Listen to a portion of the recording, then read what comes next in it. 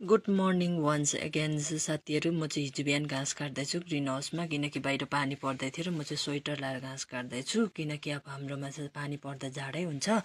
अनि यो चाहिँ हो मेरो एक्टिभिटी वक। अनि अब चाहिँ यो घाँस काटिसकेर चाहिँ हिउँदे सिमी रोप्नुको लागि, दसैँमा खानुको लागि। अनि ग्रिन हाउसभित्र सिमी रोप्यो भने चाहिँ बिजन राम्रो बस्छ नि त, कुहिँदैन अब होइन, पानीले भेट्दैन र ताजा बस्छ। र चाहिँ म चाहिँ प्रायः चाहिँ ग्रिन हाउसभित्रै रोपेर चाहिँ बिजन राख्छु। अनि त्यसको लागि अब सिमी रोप्नुको लागि अब जग्गा बनाउँदैछु। अनि म चाहिँ घाँस काटिसकेर अब सिमी रोप्दै गरेको पनि तपाईँहरूलाई देखाउने छु साथीहरू।